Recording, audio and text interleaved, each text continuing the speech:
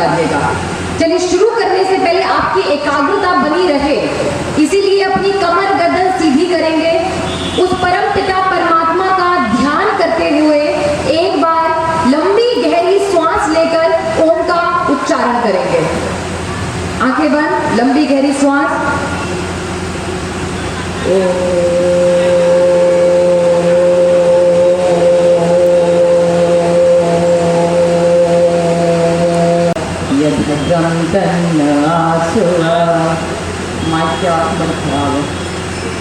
करती हूँ। दर्शक दीर्घा में बैठे हुए मेरी सभी मातृशक्ति को मैं नमन करती हूँ, वंदन करती हूँ। मेरे भाइयों को, बंधुओं को मैं नमन करती हूँ, वंदन करती हूँ और आभार प्रकट करती हूँ। यहाँ मुरादाबाद के सभी के महान दार्शनिक मार्क्स गर्वी ने एक बार कहा था कि अपनी उत्पत्ति, स्थिति, संस्कृति के ज्ञान से रहित लोग जड़ रहित पेड़ के समान होते हैं। अर्थात जो व्यक्ति अपनी उत्पत्ति को नहीं जानता, अपनी स्थिति को नहीं जानता, अपने धर्म को नहीं जानता, अपने संस्कारों को नहीं जानता, वो व्यक्ति उस जड़ रहित पेड़ के समान है जिसकी जड़ों को कीड़े खा चुके हैं और उसको कभी भी उखाड़ कर फेंका जा सकता है। मैं ये विचार करती हूँ, यदि ऐसे लोग हैं अभी भी जो सच में गहराई से देश, धर्म और संस्कृति की सही परिभाषा देने वाले हैं, उस पर डिबेट करने वाले हैं, प्रश्न पूछने वाले हैं, आप सभी लोग आज यहाँ पर उपस्थित हैं। देश धर्म पर भविष्य के विश्व गुरु भारत का निर्माण होना है भाई साहब, आपके लिए विशेषकर, क्योंकि मैं ये समझती हूँ कि यदि नींव के पत्थर, मैंने क्यों कहा, यानी हम दूसरे देशों से कंपैरिजन करते हैं कि हमें ऑस्ट्रेलिया बना देना है, ऐसी टेक्निक हमें ला देनी है, चाइना जैसी टेक्निक हमें चाहिए, जापान में देखो कितनी अच्छी सभ्यता है, ऐसा हमें चाहिए, हमें विश्व गुरु भारत को बनाना है। कैसे बनाएंगे? यहाँ बड़ी बड़ी इमारतें हम खड़ी कर दें, अट्टालिकाएं हम खड़ी कर दें, ईंट पत्थर से हम बड़ी बड़ी इमारतें बना दें के बोध से, स्व का बोध, क्योंकि स्व के बोध से ही राष्ट्र बोध तक जा सकते हैं। ध्यान से सुनिएगा, स्व का बोध, अपने आप को जानना। हमारे यहाँ बहुत सारे ऐसे महान ऋषि रहे जो स्व के बोध के लिए घर से निकले, अपने आप को जानने के लिए घर से निकले। लूंगा तो ईश्वर को जान लूंगा, लेकिन जब इन्होंने स्व का बोध किया, क्योंकि जो भी खड़े हैं, आप ज्यादा इधर से उधर घूमेंगे, मैं बोल नहीं पाऊंगी, तब उन्होंने समझा कि मेरी क्या पहचान है, असली पहचान मेरी क्या है, तो मुझे इस देश की संस्कृति और सभ्यता को जीवित रखना होगा। ये राष्ट्र ही मेरी पहचान, ये मुझसे है, ये मेरे कारण है, तब अहंकार होता है। लेकिन जब मेरे पिताजी कहते, लेकिन जब राष्ट्र की बात हो तो वही अहंकार आपके भीतर होना चाहिए कि राष्ट्र मेरा है, मुझे इस राष्ट्र का संरक्षण करना है। हमने तालियां तो बजा दी, लेकिन अगर मैं पूछूं कि राष्ट्र की परिभाषा बनाएंगे, हमें भारत को राष्ट्र घोषित करना है, राष्ट्र की परिभाषा क्या है? सही मीनाक्षी का अस्तित्व है। देह नहीं बचा तब भी मेरा अस्तित्व नहीं रहेगा, आत्मा नहीं बची तब भी मेरा अस्तित्व नहीं रहेगा। यानी मीनाक्षी के होने के लिए राष्ट्र भी इन्हीं दोनों चीजों से मिलकर बना है, पहली देह और दूसरी आत्मा। उस भूमि पर मालिकाना हक, जैसे आप मुरादाबाद से ले लीजिए, मुरादाबाद है वो भूमि का एक टुकड़ा है, उस पर रहने वाले लोग और उन लोगों का, आप लोगों का इस भूमि पर मालिकाना हक। ये तो हुआ देह। दूसरी आत्मा क्या है? आत्मा है यहाँ की संस्कृति और सभ्यता। छोटी सी चीज, संस्कृति और सभ्यता।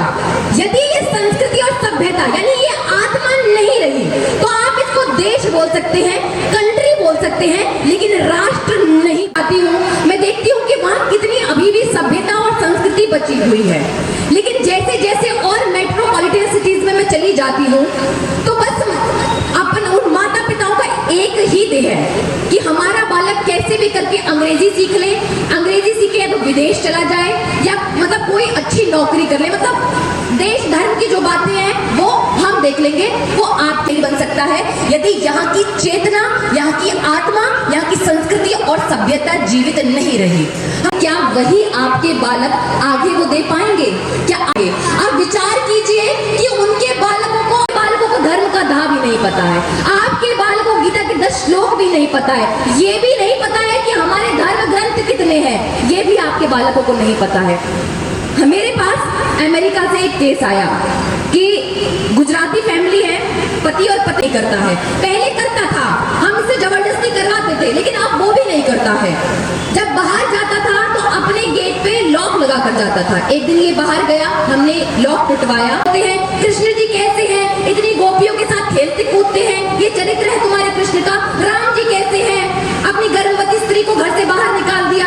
मैं तो उनसे प्रश्न करता था, तुम्हारे पास कोई उत्तर नहीं था, लेकिन उसके पास मेरे सभी प्रश्नों के उत्तर हैं। उसने मुझे 6 महीने में सिखा दिया कि कैसे एक ही ईश्वर है, उस तक ही जाना है। उसने मुझे बता दिया एक ही पुस्तक है, उसी का अध्ययन करना है। उसने मुझे बता दिया कि 5 टाइम नमन। ने मुझे कभी उनके उत्तर नहीं दिया, लेकिन उसने मुझे 6 महीने में सिखा दिया है कि कौन सा रास्ता सही है। अब उसको देहरादून भेजा गया, देहरादून के कॉलेज में वो पढ़ रहा है। क्यों? क्योंकि 17 साल का है और हमारे भारत में ये लॉ है कि माता पिता का अधिकार, धर्म उसको सिखाकर चला जाएगा। इसीलिए ये धर्म की शिक्षाएं आपको देनी, और विशेषकर माताओं से मैं कहती हूँ, मार करती है वही माता कहला सकती है। एक शिशु को, एक बालक को जन्म देने वाली जननी हो सकती है। जिसने एक शिशु को जन्म दिया, उनकी शिक्षाएं हुआ करती थी। हम अब भी कहते हैं कि क्यों नहीं ये लॉ ले आते हैं, क्यों नहीं हमारी शिक्षा पद्धति में ये गुरुकुल को अपने घर में ला सकते हैं। जो शिक्षा है उसको गुरुकुल में मिलनी चाहिए थी। आपको लगता है कि शिक्षा पद्धति में ये बदलाव होने चाहिए, नहीं हो रहे हैं, तो क्या आपने प्रयास किया? क्या आपने उसको बताया? आप तो दूर रखते हो उसको, ये तुम्हारा कार्य नहीं है, ये धर्म का कार्य केवल मेरा है, रख पड़ता है। तो आप क्या उसको सिखा रहे हैं? उससे उसको उसके ऊपर प्रभाव पड़ेगा। जैसे मैं भाई साहब की पोती है, वो मुझे चैत्र वैसाख सुना रही थी, नहीं पता है क्या सिखाया जा रहा है। अगर आप इस पर ही आधारित रहे तो बच गया तुम्हारा धर्म और संस्कृति, नहीं बचेगा। उसका भी बेटा है, उसका जो बेटा है उसकी भी पत्नी है, पर उसको किसी और से प्यार हो जाता है। डाइवोर्स का कारण आप क्या समझ रहे हैं? क्या समझ रहे हैं? यही से ना हमारी माताएं बहनें सीख रही हैं, यही से सब हमारी माताएं बहनें यही से क्रूरता, कितनी क्रूरता हो सकती है, ये जा सकता है पहाड़ी से। ये सब क्या सिखा रहे हैं? ये टेलीविजन से हमें आ रहा है। आपको कुछ देखना भी है उस टेलीविजन में, तो पॉलिटिक्स, धर्म की जब धर्म का जो बीड़ा है वो घर की महिलाओं ने ले रखा है कि मैं धर्म अपने घर में स्थापित करके ही रहूंगी। कैसे करेंगी? मेरी मकान मालिक जो है, उन्होंने मुझसे कहा कि आ जाओ, मैं रामायण का पाठ कर रही हूँ, मेरी खत्म होने वाली है रामायण, और आओ। मैंने कहा आप तो कह रही थी कि राम कथा चल रही है। अरे मैंने ध्यान नहीं दिया। फिर तुम सुन क्या रही थी? आज अंतिम दिवस है, तुम सुन क्या रही थी? क्या सुन रही थी? बस ये सुन रही थी कि बस यहाँ जाए जो आप अपने परिवार में उतार सकते हैं। आज से यहाँ संकल्प लेकर जाए, आप जो कुछ भी अपने घर में पढ़ रही है, श्री राम कथा पढ़ रही है, गीता जी को पढ़ रही है, या महाभारत पढ़ रही है। महाभारत तो नहीं पढ़ सकती, घर में लड़ाई हो जाएगी, है ना, है ना? पढ़ो, उसका व्याख्यान देखो और उसको अपने बालकों तक बताओ। तो आप संकल्प यहाँ से लेकर जाइए कि आज के बाद आप जो, बिना कहानी के व्रत पूरा नहीं हो सकता है, कहानी के साथ ही पूरा होगा, लेकिन उस कहानी में लिखा क्या हुआ है, वो कहानी सीख क्या दे रही है, वो हमें नहीं पता है। तो उस कहानी को ध्यान से पढ़िए, उससे जो सीख मिल रही है वो अपने बालकों को तक दीजिए। आप रामायण पढ़ रहे हैं, महाभारत पढ़ रहे हैं, गीता पढ़ रहे हैं, गीत गया, अब क्या करना है? ये इतिहास हमें स्ट्रॉन्ग बनाता है, हमें बताता है कि हमें क्या करना है। हमारे वीर वीरांगनाओं ने हमारे देश के लिए क्या किया, ये समझाता है इतिहास हमें। मैं एक मंच पर थी और मैंने कहा, एक माता अपने खुदीराम बोस, इस सब का मैंने नाम लिया और मैं नीचे उतरी। माता फटाफट अपने बालक को लेकर आई। माता ने कहा कि मैं आज आपको सुनाने के लिए अपने बालक को यहाँ लेकर आई हूँ। आता नहीं है कहीं पर कहा कि चलो दीदी है तो मैं आऊंगा। मैंने कहा क्या बताया? अपने वीर वीरांगनाओं की गाथा उसको सुनाई दी या नहीं सुनाई? मेरे बोलने से क्या होगा? मेरे एक दिन बोलने से मात्र से कुछ नहीं होगा जब तक आप अपने घर में उसको अपने वीर वीरांगनाओं के बारे में नहीं बताएंगे। लेकिन हम कैसे बताएंगे? हम लोग नाम भी नहीं सुने इनके। कोई बात नहीं सुने, सबका सोल्यूशन है सोशल मीडिया का। ऐसी उनकी माता रही और सुंदरियों में इतनी परम सुंदरी माँ पद्मिनी हमारे। तो मैंने मंच से कहा, मैंने कहा कि देखिए हमारे यहाँ कहा जाता है कि माता निर्माता भवती, निर्माण करने वाले ने कहा कि नहीं तो क्यों अभी मुझे लगता है कि इतना ग्लैमरस लाइफ वो जी रही है, नाम लगा देती वो माँ पद्मिनी, सुंदर, इतनी सुंदर महिला, तुम किसको सुंदर बता रहे हो? मैं इसीलिए कहती हूँ अपनी बेटियों को माँ पन्नाधाय का बलिदान, चिन्नम्मा की वीरता, दुर्गावती का साहस, मीरा आर्य का शौर्य उनको बताओ, उनको बताओ। जब विद्या की बात हो, अपाना घोषा, मैत्री गादी, लोपामुद्रा, इंद्रायणी, ये हमारे यहाँ हुई है। पढ़ो इनको, समझो इनको, सुनो इनको। अनुपमा छोड़ के यूट्यूब चलाकर इनके है शत्रु के क्या क्या गुण होते हैं, शत्रु इस प्रकार का होता है। चित्रकूट की घटना बताओ कि शत्रु इस प्रकार की बातें करेगा। अगर वो अमेरिका में रहने वाले माँ बाप उसको शत्रु बोध ही सिखा देते तो भी वो बालक आज जिद नहीं करता परिवर्तन होने का, तब भी वो जिद नहीं करता। तो एटलीस्ट हम कुछ सिखा पाए, दे पा रहे हैं, एटलीस्ट उसको शत्रु बोध सिखाओ। बड़ी एजुकेटेड जो लोग है, अभी मैंने एक सर्वे आया था, भैया ने मुझे बताया कि अभी शिकार कौन हो गई है, 34-35 और बातों को दे सके। जो एक बालक है विशेषकर ज्यादा से ज्यादा समय जो रहता है वो माताओं के साथ रहता है, इसीलिए आपका धर्म बनता है। और आप अपने आप को कमजोर मत समझिएगा।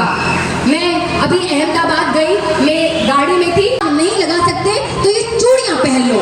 मैंने कहा आपने तो बहुत गलत काम किया, आपने तो बहुत गलत काम किया। मतलब 1993 में ब्लास्ट हुआ था, यानी जो लोग अपनी महिलाओं को बुर्के के अंदर रखते हैं वो लोग भी हमारी भारतीय संस्कृति के, सनातन संस्कृति के एक चिन्ह को, एक पवित्र चिन्ह को कमजोरी का मानक समझते हैं। और अगर पुरुष समझकर इस प्रकार की बातें कीजिएगा कि जो चूड़ियां हैं ये कमजोरी का मानक है, ना तो चूड़ियां कमजोरी का मानक है, ना ही स्त्रियां कमजोरी का मानक है। रात्र बहुत बहुत धन्यवाद। माताओं से तो अपेक्षा थी मुझे तालियां बजाने की। रात दिखाई देती है, तलवारों के बीच नाचती धार दिखाई देती है, रणचंडी का वह भेदी वार दिखाई देती है, अगणित उन अंगारों का आगार दिखाई देती है, धर्म ध्वजा को हाथ लिए प्रतिकार दिखाई देती है, चट्टाने चिंगारी और अंगार दिखाई देती है, चट्टाने चिंगारी और अंगार दिखाई देती है। और तुमको चाहे निर्बल का, तुमको चाहे निर्बल का आधार दिखाई देती हो, लेकिन मुझको ये चूड़ियां हथियार दिखाई देती हैं, मुझको ये चूड़ियां हथियार दिखाई देती हैं। हमारी ऐसी ऐसी वीर वीरांगनाएं रही जिन्होंने हाथ में चूड़ियां तो पहनी थी, लेकिन घोड़े की नाल को दांतों के बीच में दबाती हुई, दोनों हाथों में तलवार लेकर दुश्मन की सेना का सफाया भी करा है। ऐसी महिलाएं हमारे इतिहास में रह चुकी हैं, तो हम उनके वंशज हैं। जब महिलाएं बात की, हम शौर्यता और वीरता किससे सीखे? महिलाओं के पास, महिलाओं ने राज्य को तब संभाला है तब विकट परिस्थितियां रहा करती थी। तो ये महिला होता है, विचार जो होते हैं वो कोमल होते हैं, ममत्व उसके भीतर होता है, तो वो ठीक है। लेकिन जब अपनी रक्षा की बात हो, जब अपनी वीर वीरांगनाओं को याद करते हुए, और मैं बार बार इतिहास की बात क्यों करती हूँ, इतिहास की बात मैं इसलिए करती हूँ, अहिंसा की सही डेफिनेशन सिखानी है। हमारे यहाँ कहा जाता है अहिंसा परमो धर्म, अहिंसा परमो धर्म है, बिल्कुल है, लेकिन जो अहिंसा की गलत डेफिनेशन हमें सिखाई गई उस पर हमें ध्यान देना है। अहिंसा क्या है, अहिंसा की सही परिभाषा क्या कहती है? यदि कारण है, यदि कारण नहीं है तो एक छोटी सी चींटी को भी फूंक से उड़ा देना ये हिंसा में आता है। अर्जुन हिंसक नहीं था, अहिंसावादी था। राम जी हिंसक नहीं थे, अहिंसावादी थे। कृष्ण जी हिंसक नहीं थे, अहिंसावादी थे। धर्म की रक्षा के लिए, समाज की रक्षा के लिए वो हिंसक नहीं थे, वो अहिंसावादी थे। इसीलिए अहिंसा की सही डेफिनेशन हमें अपने समाज में उतारनी है। मैं ये नहीं कह रही हूँ कि अब आप सड़कों पर खती, मैं ये है आज की, मैं इतना भ्रमण कर चुकी हूँ, इतने राज्यों में मैं घूम चुकी हूँ, और ये मेरा एक्सपीरियंस रहा है। मैं अपने एक्सपीरियंस से बता रही हूँ। मेरा उत्तम मन की कस्तूरी है, पर दुष्ट नहीं माने तो हिंसा बहुत जरूरी है। सोमनाथ का मंदिर टूटा, कहाँ अहिंसा थी? सोमनाथ का मंदिर टूटा, कहाँ अहिंसा थी? शकुनों ने हमको लूटा, कहाँ अहिंसा थी? लाशों से व्यभिचार हुआ, क्या वहाँ अहिंसा थी? बांग्लादेश में एक माता मर मर चुकी थी, उस लाश के साथ भी व्यभिचारी व्यभिचार कर रहे थे। लाशों से व्यभिचार हुआ, क्या वहां अहिंसा थी? हिंसक पशु के लिए व्यर्थ में हलवा पूरी है, और दुष्ट नहीं माने तो हिंसा बहुत जरूरी है। दुष्ट नहीं माने तो हिंसा बहुत जरूरी है। और अंत में अपने बालकों को संस्कृतियों का फर्क बताना है हमें। जब आपका बालक कहता है कि वो संस्कृति है, बेटे शाहजहां के बेटों में युद्ध है, लड़ाई है कि गद्दी मैं लूंगा, राज्य मैं संभालूंगा, गद्दी मेरी है, ये राज्य मेरा है। भाई को मारना पड़ जाए, पिता को जेल में डालना पड़ जाए, पिता को तो मैं ही लूंगा। और एक तरफ राजा दशरथ के 4 बेटे हैं कि भाई गद्दी तुम्हारी है। इस फर्क को हमें अपने बालकों को समझाना है कि हमारी सभ्यता, हमारी संस्कृति क्यों जीवित रहनी जरूरी है। वसुधैव कुटुंबकम की हम बातें करते हैं, मानना है मानो, आज शाम को पूजा करनी है शाम को करो, सुबह करनी है करो। इतनी खुली संस्कृति, तो उसकी चेतना को हमें जीवित रखना है। और उस चेतना को आप घर में उसको क्या सिखा रहे हैं, उसका प्रभाव उस पर बहुत। और एक बार जोर से जयघोष करेंगे, बोलिए मर्यादा पुरुषोत्तम श्री रामचंद्र की, बोलिए कृष्ण भगवान की, बोलिए धर्म की, अधर्म का, प्राणियों में, विश्व का। जय जय श्री राम। नमः पार्वती पतये, हर हर महादेव शंभू। आप सभी से अनुरोध है कि अपने स्थान पर बैठे रहें। अपने राष्ट्रीय स्वयंसेवक संघ के स्वयंसेवक भाई अथर्व प्रताप सिंह जी से आग्रह करूंगा कि आप आए